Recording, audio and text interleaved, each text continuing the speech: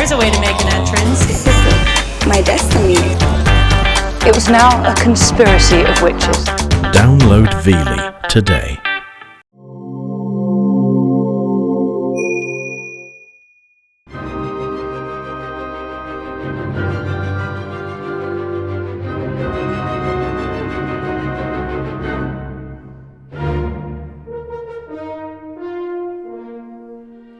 I'm George Marriner Maull, Artistic Director of the Discovery Orchestra, where we believe that the more detail we notice in music, the more pleasure we can receive from listening to it. Ludwig van Beethoven, while completing other projects, worked off and on from 1804 until 1808 to finish his Fifth Symphony, perhaps the most well-known of all his works. We know the tragic loss of his hearing was also in progress, yet amazingly, he conducted the first performance on December 22, 1808. Join us now as the Discovery Orchestra and I explore details of the first movement of Beethoven's Fifth Symphony in this Discovery concert.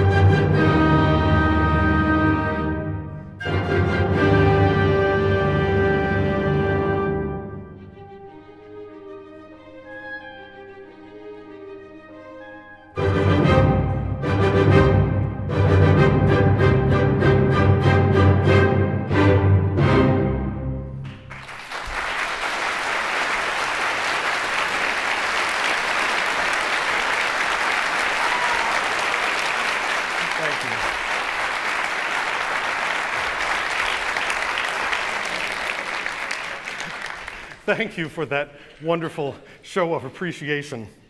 I know what you're thinking. You're thinking, I know this piece. Been there, done that. And if you believe that you know everything there is to know about Beethoven's Fifth Symphony, you're excused. But for those of you who are staying, we just want you to know that we're very, very happy to be with you, and we thank you. We will ask you tonight during the performance to respond in certain ways. I'll be asking you sometimes to put up your hands to show that you noticed something in the music, or perhaps even to stand. Now, if those physical responses are not easy to do, feel free to invent a response of your own. If you want to do the eyebrows or blink at us, whatever you want to do to indicate that you notice what we're doing up here. So feel free to invent. Composers always use a recipe of some kind when they are creating a piece of music. They don't just sort of throw sounds together. They actually have a plan. It's very similar to chefs in the kitchen. And they also, like chefs, feel free to change the recipe slightly if they feel like it. You know, a little bit more paprikash here, you know, a couple dashes of sugar over there. It doesn't matter if they want to change it slightly as long as it serves their purposes. Now, the specific musical recipe that Beethoven was using on this occasion is known as Sonata Allegro form, sometimes just called Sonata form for short. Sonata form has three large sections. The first section is called the exposition, the second section is called the development, and the third section is called the recapitulation. Now we're going to investigate these sections tonight to help us understand how he created this movement that we just played for you. All movements written in sonata form have a first theme, which is, of course, yeah, this is the theme known round the world. Tell it to me again. Right, exactly. That's the one. That's the first theme of this movement. We're going to break the audience into four parts. We're going to assign you a theme. Balcony people, you are owners of the first theme of this movement. We're going to play the first theme for you, and as we play it, I want you to wave your hands so that we know that you own this thing.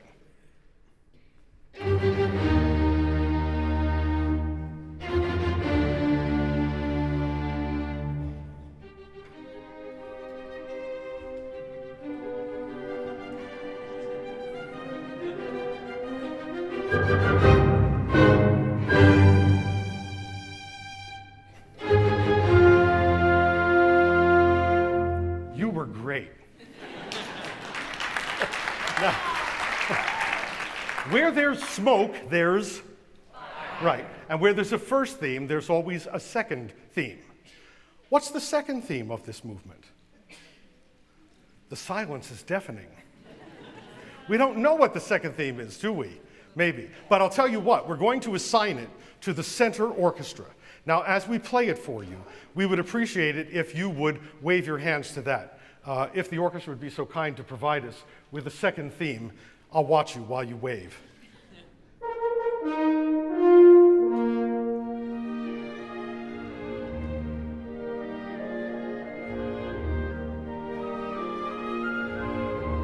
You see, it's kind of a stentorian question from the horns, followed by this very lovely, warm, fuzzy answer that's repeated 3 times. But composers don't like to just jump from one theme to another, sort of helter-skelter. To continue our food analogy here, they like to write a sort of musical mayonnaise. If you can imagine how in a sandwich, the mayonnaise sort of melds the disparate elements of the sandwich into some sort of edible concoction. Composers write transitions to bring us logically from one theme to the next. So this exposition also has a transition, which I'm going to assign to you over here in the orchestra to my right. Listen to this transition as we play it and wave.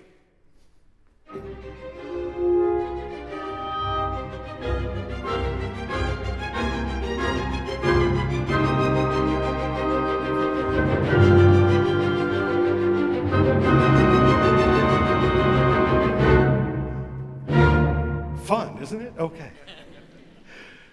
And of course, to conclude an exposition, we have a way of rounding it out called the closing section. And we're going to assign the closing section to the people in the orchestra on my left. So would you wave as we play the closing section for you?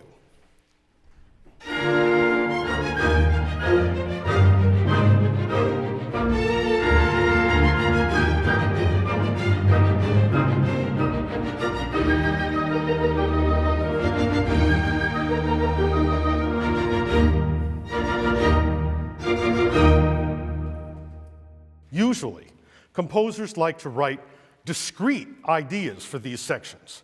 The first theme will not sound like the second theme. Let's suppose that the composer wrote for the first theme, dum-ba-dee-dee-dee-dee-dee, dum-da-dee-dee-dee-da. We would get something really different for us to latch onto in the second theme, maybe dee-da-da-da-da, da-da-da-dee-da-da-da, something very different.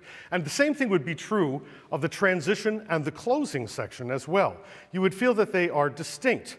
But in this particular case, Beethoven, well, did you notice anything about these parts? I mean, was there anything about the musical content of each of these sections that seemed similar? Let me remind you that da-da-da-da seemed to be occurring in every single one of them. In fact, before the 1 minute and 30 seconds of this particular exposition is over, Beethoven has used the rhythmic figure da da da da more than 50 times. So if he were alive today, we could give him the Green Composer Award for getting the most mileage out of one musical idea. All right, we've now covered all the parts of this exposition. Of course, we have our first theme, we have our transition. I'm beginning to feel like an airline attendant showing the exits. We have our second theme, and we have, of course, our closing section over here. Why don't you say it, just so that I know that you're grounded in this? I will just point to you, and you say your thing. First theme, transition, second theme, closing section when I point to you. Are you ready? First theme, transition, second theme, closing section. Exactly, the closing section. So now we have all the parts. What we're going to do now is we're going to play the entire exposition for you.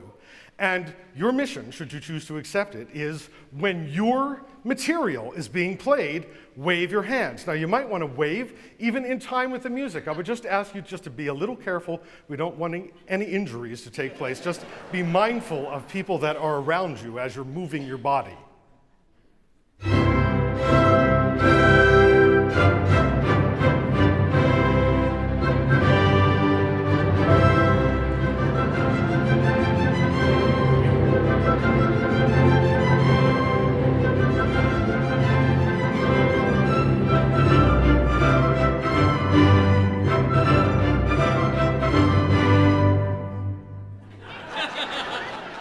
What's funny?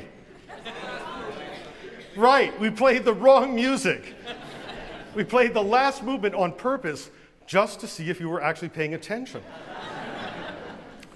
And we did that because we wanted to just revisit this whole idea that listening to music is not the same as hearing music. Now, we can physically hear music while we do all manner of other things. I mean, for instance, we can be dining or we can be driving the car and have music on in the background. Even when you're here in the concert hall, we know what you're doing because we see you from up here. But what are people doing while we're playing? Well, people are texting each other, reading the program. You know, we've provided people with a program so people are reading it. We probably shouldn't provide people with programs because they read them. There's always the contributors list. Wow, they gave that much to the Art Center? You know. But the problem with this is that if we, in fact, think about other things, we may not notice what's going on in the music. And that's kind of a loss for us because so much pleasure is to be had by noticing the detail. We believe that the more detail we notice, the more enjoyable the experience is. And by the way, we don't bring these things to your attention just so that you can name them. In other words, we don't want you to become so expert that you can sit there and go, ah, yeah, here's the first theme. Whoa, here comes a closing section. You know, sort of like amaze your friends at parties with your knowledge of musical techniques. These things are to be noticed and enjoyed as they're happening. No more jokes. We promise not to taunt you. And those of you who may be at home, put down that sandwich and listen up. Raise your hand for your material. I'm going to turn around to verify that you're in compliance.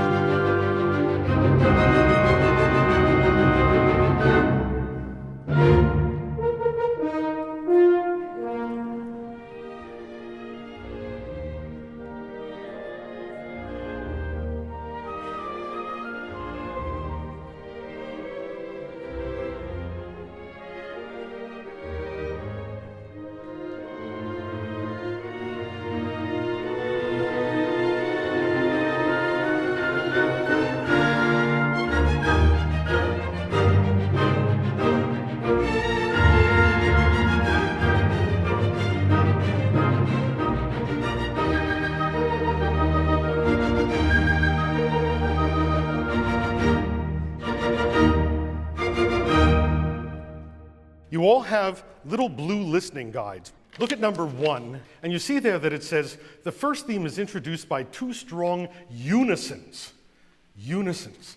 Now, a unison is the absence of harmony in music, so that we have melody alone.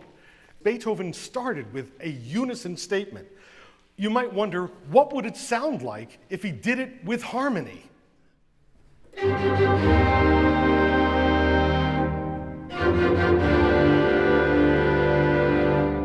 Yuck! He knew what he was doing. He knew that it would be much stronger if it was just melody at the beginning. Listen to what that sounds like again with just melody.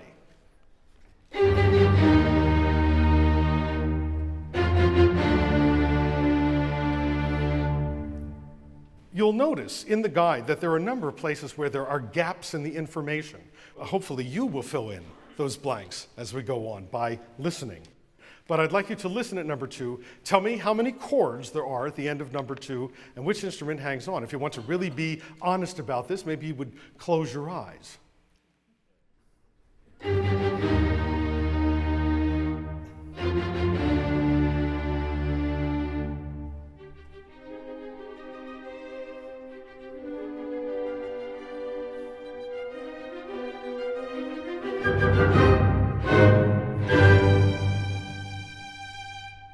Well, what's the easy answer? Who hung on? The violins. How many chords were there? 3? Everybody feel good with 3? Any other answers? 4. All right. Whenever that happens, we have to play it again.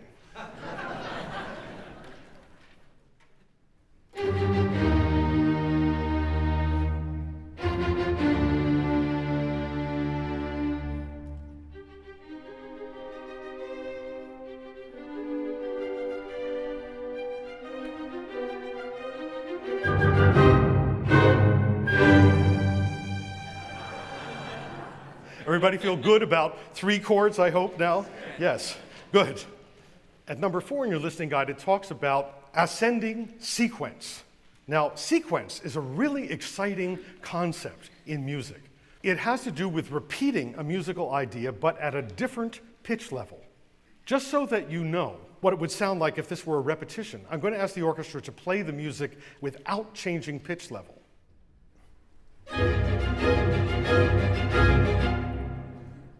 I mean, it's not bad. This time they're going to play it as written. I want you to count the number of ascending steps in this sequence.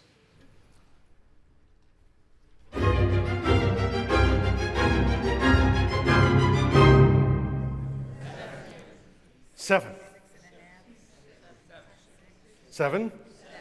7, 6, 7? Do I have some 6? All right, I'm going to ask them to leave off the last note.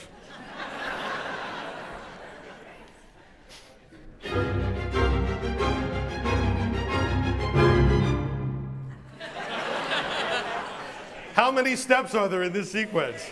6. There are 6. Listen to it with just the violins alone, so that there's no surrounding harmony or timbre. You can focus on the melody. And I'll ask you to leave off the last note too, if you don't mind.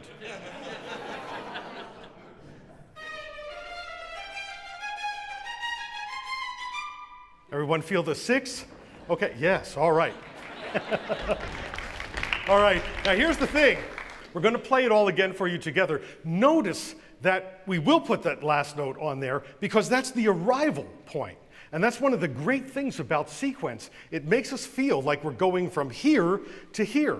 And no one has left their seat. But it feels like we've gone from here to there, to that note of arrival.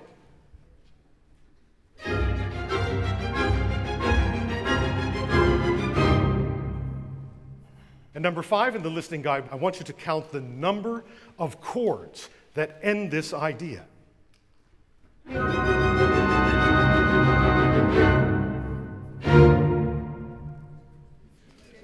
2, yes, 2. And not only are there 2 chords there, which really feel like exclamation points at the end of that idea, but one of the reasons that they're strong is because Beethoven separated them with a tiny little bit of silence. I mean, he could have gone bum, bum, but he didn't do that. He went bum, bump. And that little bit of silence there is what adds to the strength of the chords. I'd like to play this again for you, and please, would you raise your hands during the tiny little silence that occurs between those chords? Now, you're going to have to be fast, because it doesn't last long.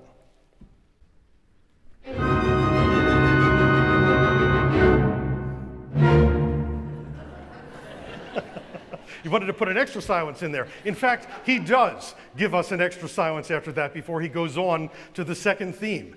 But this time, I want to play it again for you and just feel the effect of the silence in your entire body while we play those two chords with the silence between them.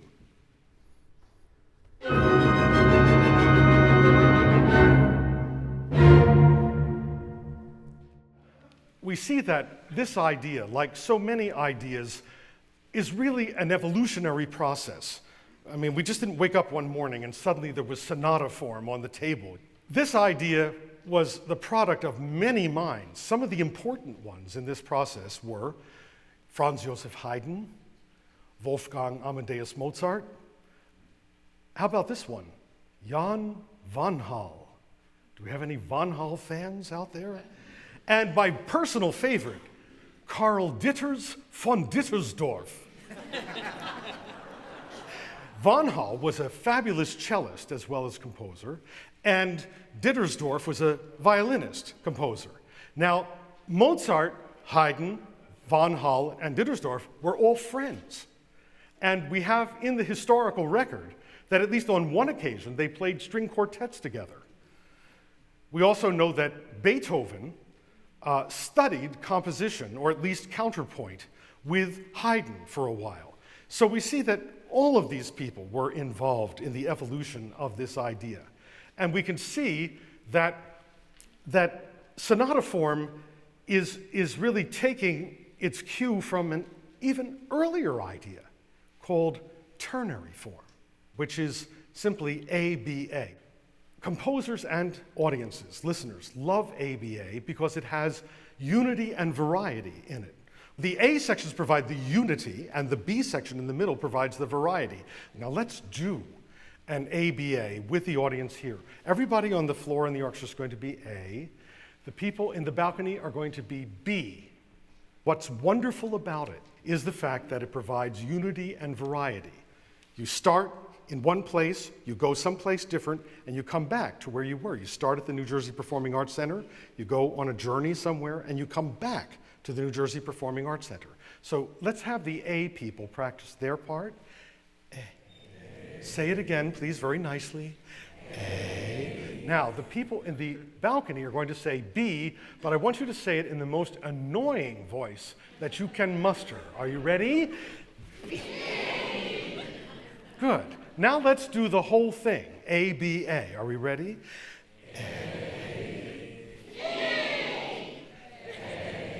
See, doesn't it feel good to come back to A? That's the kernel of the idea that we find in Sonata Allegro form, except that what we have now is taken those A sections and greatly expanded them to include a closing section, right. So we have all of those in both A sections, in the so-called exposition and the recapitulation. But what is really fascinating about sonata form is that it's not really ABA. What it is A changed A. Now what do I mean by that?